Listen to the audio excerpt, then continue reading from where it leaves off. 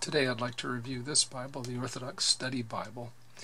It is a hardback, comes with a dust jacket that has an icon of Christ who is holding up a book that says, "A new commandment I give unto you," etc. from John's Gospel. It has IC, which is shortened form of Jesus, XC, shortened form of Christ, on it. Greek article, the, being, the one who is, haon, which you find in Exodus and in the book of Revelation as a name for God. Here's the back of the dust jacket, and I will show you the ISBN. I can get it without glare for you. I keep the dust jacket in a broad art archival book cover, which I will take off. And we'll look at the cover of the hardback itself. It comes with a Slavic Russian cross on it, also called the Orthodox cross. It's a sort of different looking cross. It has 3 crossbars on it. The main one, then one at the head, and one for the feet. It's a normal hardback binding, nothing especially noticeable about it. It does have this decorative golden lines about it. Little house-like symbol at the bottom. Maybe a Thomas Nelson sign. The ISBN again, and I suppose that's a style number. White, no gilting at all, certainly no art gilting. It does have head and tail bands, and as you can see, there's a line of glue along the headband here. It is a glued binding. The dimensions are 9.5 inches tall, 6 7/16 inches wide, and it is 1 9/16 inches thick. It has a text block printed in the United States, and you open it up and you have a couple of pages of cardstock and a presentation page, and then you come to the very thin paper that's in here. My guess is that this is somewhere in the 20s in terms of GSM, 22, 26, somewhere through there perhaps. It's very thin paper with considerable show through. I was not able to do what I normally do, which is to measure the thickness of the book and divide by the number of sheets to come up with sheet thickness, because there are 12 cardstock icons in here, and I don't know how to estimate their thickness to remove that from my total to do the calculation. The paper has a very light gloss, but not much, so from a reflectivity point of view that's not an issue, but it is quite thin and there is considerable show through. Also, the book isn't line matched, so you'll see the effect of that later on. Just for the fun of it, let's just do that now. Let's go to page 365, and I will show you the left column. I think you see there, this is the classic newsprint effect, where you have gray letters on the top of a kind of grayish background. The grayish background caused from the print on the back side of this page and on the next page along, showing through. So this is a low contrast situation, and it's what some of us have been calling the newsprint effect. I think Eric 1111 may have coined the term. We'll back up to the beginning. I think we showed that, the presentation page, the beginning page with Orthodox Study Bible on it, a note of gratitude to some people who made it possible, people who were responsible. Jack Sparks, Dean of St. Athanasius Academy, was probably the main person responsible. New Testament editors, an overview committee. This copyright 2008 by St. Athanasius Academy. The Old Testament text is what they call the St. Athanasius Academy Septuagint. It's largely the New King James Version, Old Testament modified to reflect the Greek of the Septuagint. New Testament is the New King James Version New Testament, and I have the second printing from 2008. That is the 2008 printing, which was the second printing. Table of contents. You'll see that the Old Testament here is different than what you might be used to. The last book in the Old Testament is Daniel. New Testament is in the order that you're used to. Then there are some helps in the back. We'll take a look at those. Acknowledgements, special recognition, introduction to the Orthodox Study Bible. The main points I want to bring out here is the contributors used Alfred Ralph's edition of the Greek text as the basis for the English translation. That is that book there. That's Ralph's Septuagint. It is not in English, it is in Greek. Let's turn you to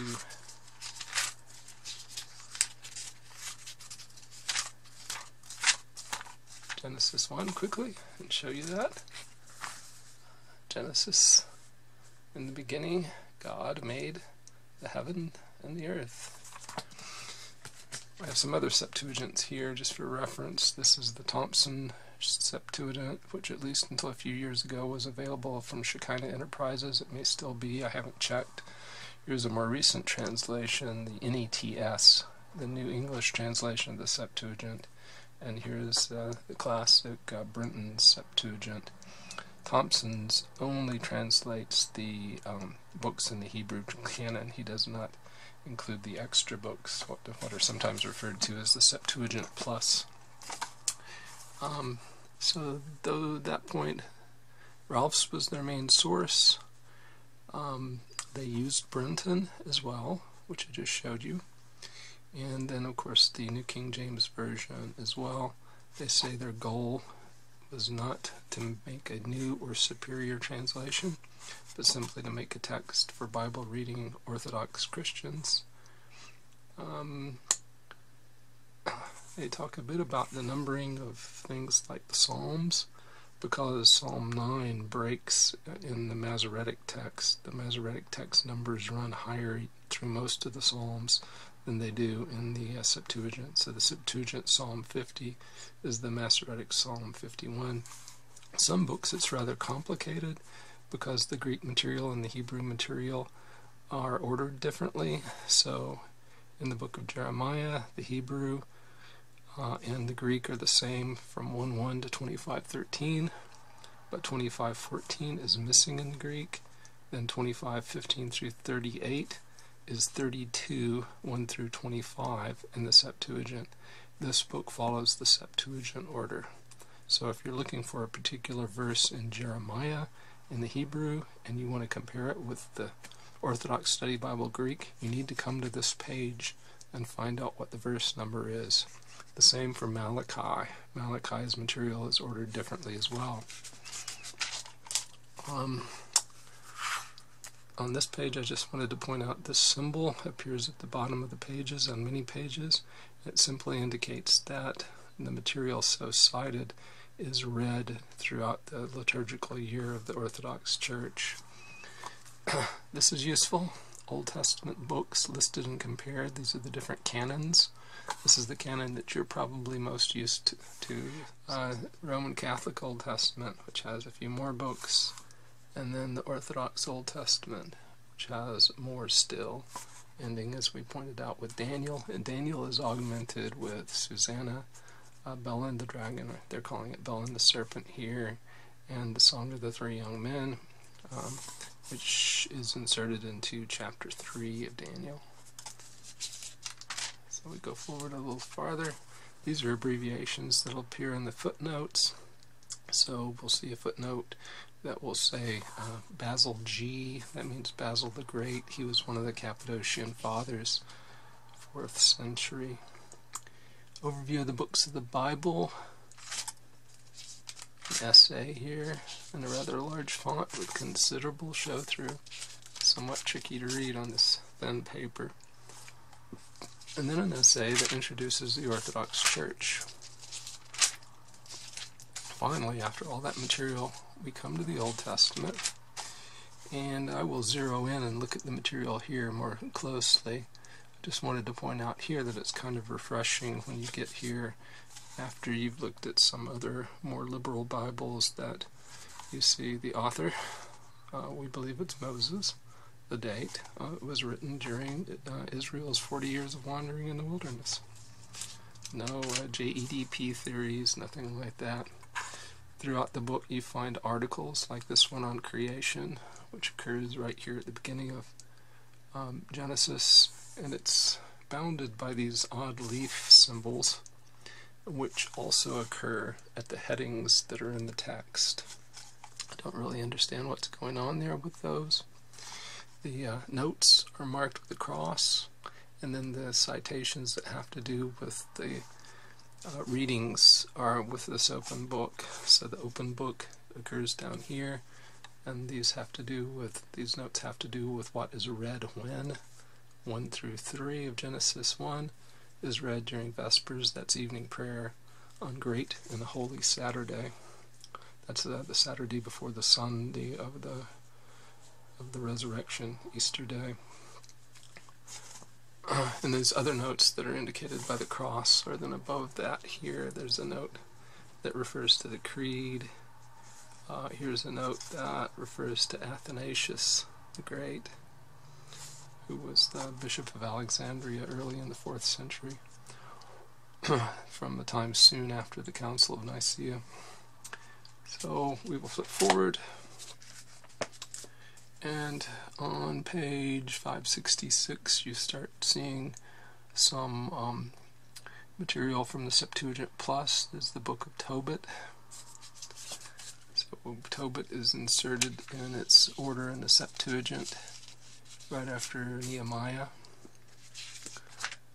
In fact, I believe early in the introduction they indicated that the order of the books was the same that's in a 1920s era Greek Orthodox Septuagint that they used as a guide. This is the point at which the Psalms break.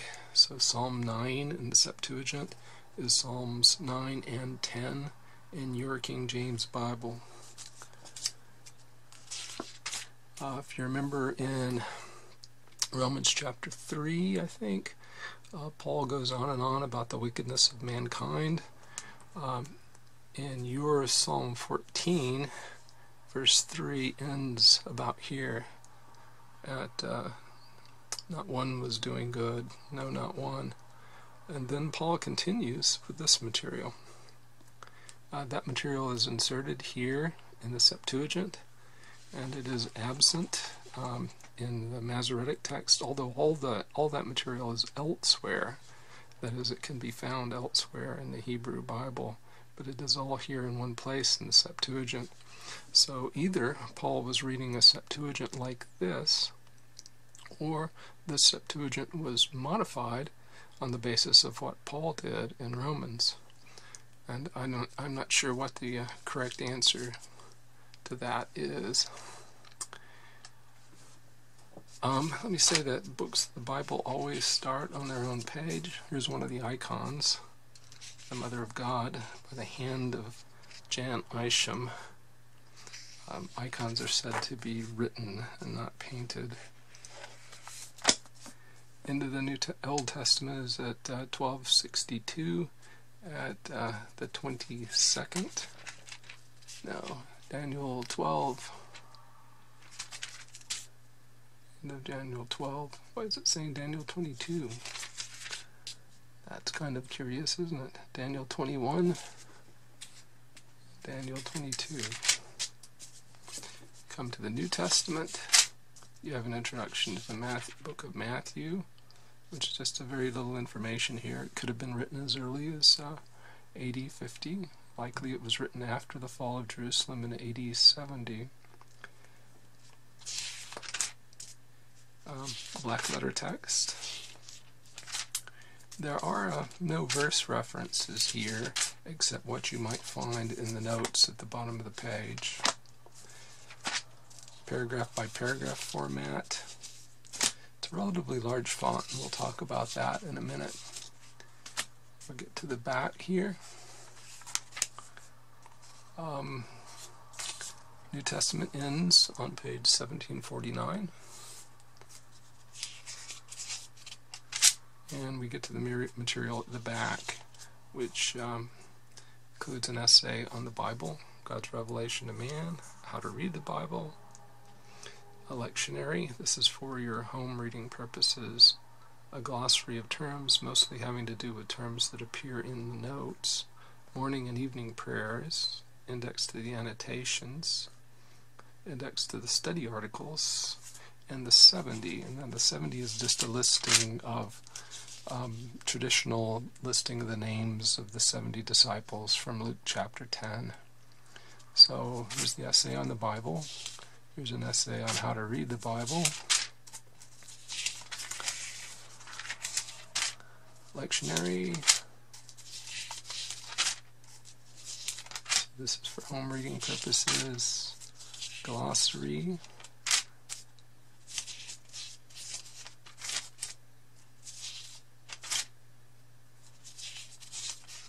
So a lot of terms that are common terms for the Bible, but some terms that are more churchish terms, like Matins is the early morning prayer service. Trisagion. Holy, holy, holy. Thrice holy. That's what Trisagion means. Morning prayer starts with the Trisagion prayers. Prayers include the Nicene Creed.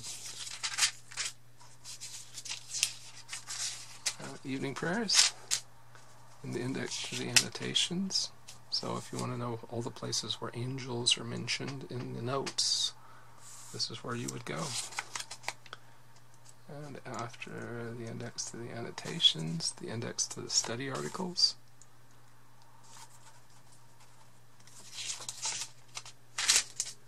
And here are the 70, the traditional 70 disciples. This list is a bit different from the list from Pseudo-Hippolytus that's in volume 5 of the Ante-Nicene Fathers. It's similar, but I noticed a couple of differences. 2 blank pages separate the 70 from the Nelson maps. These are your typical 1980s era Nelson maps, and there are 9 of them, and they are nothing remarkable. Piece of cardstock, and you're at the back of the book. So we'll look at it more closely in the next scene. Here I just want to show you another page that has the newsprint effect. Make sure that's in focus here. It's kind of a light gray print over a grayish, dirtyish looking background. The book also has an issue with print non-uniformity, although it's not a major one. It's actually not too bad at all, but I do want to show it to you. So here we're going to look at pages 399 and 365 at the same time. That is about as bad as it gets in here in this book. So it's a bit darker over here to the right, slightly lighter here on the left, but not very bad. This isn't as dark as it should be, and this of course is lighter than that. But in terms of uniformity, it's not extreme. I've seen much worse in other Bibles. So now let's take a look at the page layout in more detail. The book title, as you can see, is in the upper right, and on the right-hand page, the last verse on the page appears. So this is the last verse that starts there. Page number on the right page. Page numbers are in the center at the top. The left page starts with the first full verse on the page. So 615 in Numbers is the first full verse there. Page number again at the center. Notes are at the bottom of the page, as we saw as we flew through, separated by a bold line. There's a thin line separating the 2 columns of text. Paragraph by paragraph format, as we mentioned. Each column of text is about 67 millimeters wide, and there are about 45 characters per line here, left to right. Across each line, I counted a high of 49. You can get up to 57 lines of text if you have a page like this page, which has no notes and no breaks in it. So you have 57 lines of text altogether. Page dimensions are top to bottom. It is 234 millimeters tall. That's my cat. It is 158 millimeters wide. That's 9.2 inches tall and 6.2 inches wide. We'll talk about the margins briefly. At the top of the page, the margin here is 14 millimeters. The bottom kind of varies a bit, but it's as little as 9 millimeters. The inner can be as much as 8 millimeters. And the outer is 12 millimeters here. I found a then, so I can use my card, and it appears that the capital letters are about the same size as 10.5 point Times New Roman. So I'll pull the 10.5 point T over,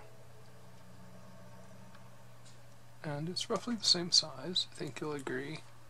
But the lowercase letters at 10.5 Times New Roman here are smaller than those in the Orthodox Study Bible.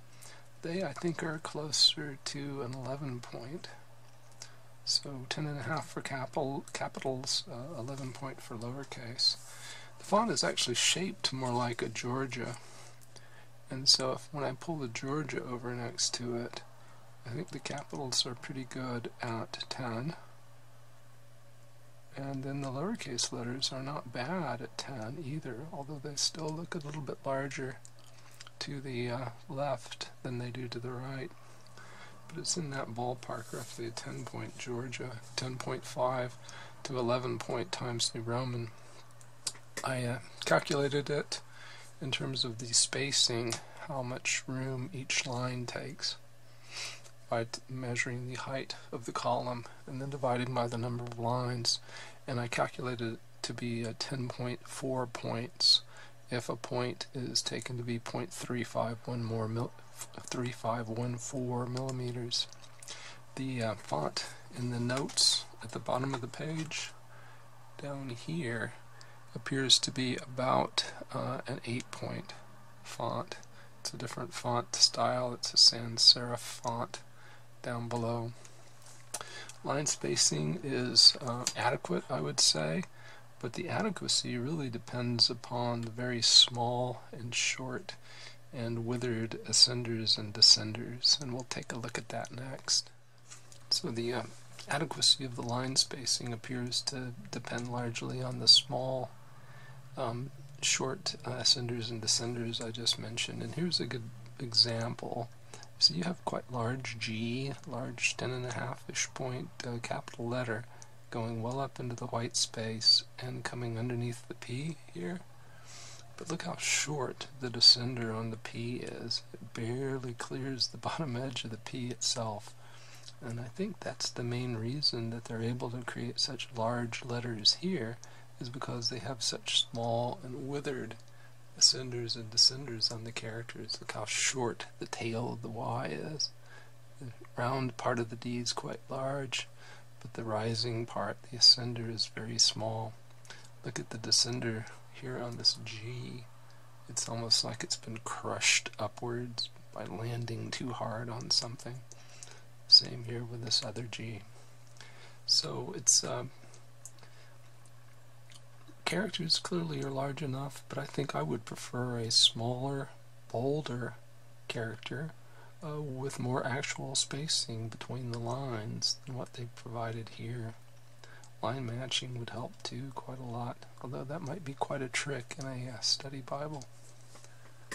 Now I want to take a few minutes and look at notes, and I have you at Revelation 22, and they have a note here that says that most early Christian writers did not believe in a millennium, but a few fathers and writers did.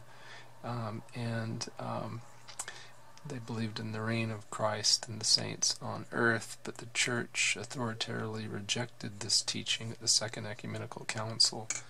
Well, I'm not really sure how they come up with that. I have a copy here of the Nicene and Post-Nicene Fathers, second series. This is volume 14. Sorry I couldn't show that very well, but limited space here. And if you go forward to the canons of the Second Ecumenical Council, you find that Canon 1 condemns the Apollinarians. And I think this is where they're getting this notion that millennialism in general is condemned, because according to Basil the Great, the Apollinarians were millennial. So one of the Apollinarians' errors was that they believed in the resurrection from a Jewish point of view. They urged a return to the worship of the law, circumcision, keeping the Sabbath, abstaining from meats, offering sacrifices, worshiping in the temple, and being turned altogether from Christians into Jews. I'm paraphrasing what Basil the Great wrote on the matter. So to the extent that Canon 1 condemns those errors of the Apollinarians, which isn't altogether clear to me since they were writing about Christological issues and not eschatological issues, but supposing it does, then all that does is condemn that view of the millennium, that it's a return to the law, and it does not condemn millennialism in general. So I think at this point this note is at the very least misleading. Now here's another note, and I had meant to mention earlier at some point that the notes are all the way across the page, single column notes, and with that very small font gives you quite a lot of characters to track all the way across the page. I think it would have been better if they had gone to 2 columns for the notes, just as they did for the text of the Bible. I have you here at Romans 4, the note on 4, 11, and 12, and I don't mean to comment at all on this. I just want to let you read it, so please, if you'd like, pause and read and see if this note makes sense to you. Okay, in Isaiah 53, Lord, who's believed our report, and to whom was the arm of the Lord revealed, which goes on, it talks about the suffering servant, and he bore our sins and sufferings for us, down here, translated from the Septuagint. What do the notes say at the bottom of the page? Do we have another situation where the Study Bible denies that this has to do with Christ? Well, happily no. These notes, I think, are quite orthodox with a small o. Let's see, Christ assumed a true human nature. 53:5, the note there that says, Christ, who was free from sin, took our chastisement and gave us peace. By his bruise we are saved from an eternity of suffering and estrangement from God. Altogether small lowercase o orthodox. So we've looked at notes about, and we looked at book introductions as we passed through, as we made our fly through. This is the book introduction to Daniel. I think we'll look at this and one other. Author, Daniel, no question about it. Date, traditionally thought to have been written during the Babylonian captivity when Daniel was alive. Alright, so now we're at 2 Peter, looking at the introduction there. The authorship, they say internal evidence supports Peter's authorship, although they do mention that modern scholars think it's written by someone else under a false name. And then they give the date given, assuming Peter's authorship, 63 to 67 AD, during Peter's imprisonment in Rome. We'll take a look now at one of the articles, but just one for the sake of time. This one I thought would be interesting. It's on the Orthodox doctrine of theosis, or deification. and they tell us it's the ancient word used to describe the process by which a Christian becomes more like God, what it is not. We do not become like God in his nature. That would be heresy. Because the fullness of God has inhabited our human flesh, being joined to Christ means that it is again possible to experience deification. That is, through union with Christ, we become by grace what God is by nature. We become children of God. His deity interpenetrates our humanity. So, we're not becoming God, and not becoming God by nature, but it's something quite similar to it. And they give a metaphor as a sword being put in a fire, a sword thrust into a hot fire until the sword becomes a red glow. It takes on a red glow. The energy of the fire interpenetrates the sword. The sword never becomes fire, but picks up the properties. Now I'll do a few font comparisons. You have on the left the Orthodox Study Bible with its little gray leaves around its headings, and on the right is the Reformation Study Bible with its quite grayish font. Here is the Orthodox Study Bible on the left, and on the right is the ESV Study Bible. ESV Study Bible is considerably smaller. It has better paper, I think, better opacity, as does the Reformation Study Bible. Finally, on the left, the Orthodox Study Bible. On the right, the MacArthur Study Bible in the New King James Version. MacArthur's Study Bible has quite a lot of a show-through issue, too, with its paper. Well, what you'll be seeing here are 5 examples of where the Orthodox Study Bible seems to fail to translate the Septuagint. These are just 5 examples out of a large number of examples that you can see in my written review. The written review was originally posted to the GeoCities pages. When GeoCities went out of business a couple of years later, I had an internet service provider that gave free web storage space. So I posted the pages there. They were there for about a year, and then the internet service provider decided to unilaterally change the terms of the contract and withdrew that service. So that Study Bible review is now archived, and it's still available on the internet. The first example here is from Genesis 2:2. All the examples will be formatted the same way, with the Orthodox Study Bible in the upper left, the New King James Version in the lower left, the New English translation of the Septuagint in the upper right, and the Greek text from Ralph's Septuagint in the lower right. And you should remember that the Orthodox Study Bible is supposed to be a translation of the Ralph's Septuagint. And here you can see that the Orthodox Study Bible says, on the 7th day God finished the works he had made, just like the New King James Version does. But the NETS accurately reflects Ralph's Septuagint, which says, on the 6th day God finished his works that he had made. I have no idea how they missed that in the Orthodox Study Bible, but they did. Here, the Orthodox Study Bible is translating the Hebrew, not the Greek. Another example is Genesis 4:8. The Orthodox Study Bible, again, is identical to the New King James Version, and it omits the expression, the phrase, let us go through into the plain, which the NETS has there right after Cain said to his brother Abel, and which accurately reflects what is in Ralph's Septuagint, missing from the Orthodox Study Bible. Third example, Genesis 15:11, and this one's very interesting. Again, it appears that the Orthodox Study Bible is identical to the New King James Version, but the Septuagint is radically different here. The birds come down on the carcasses, and instead of having Abram drive them away, the Septuagint has them cut down on the cut halves of the carcasses, and Abram sitting together with the birds.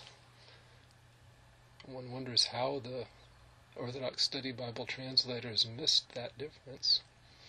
Genesis 31:48 has a number of differences too, and some of them the Orthodox Study Bible does reflect. You can see that it is not identical to the New King James Version here.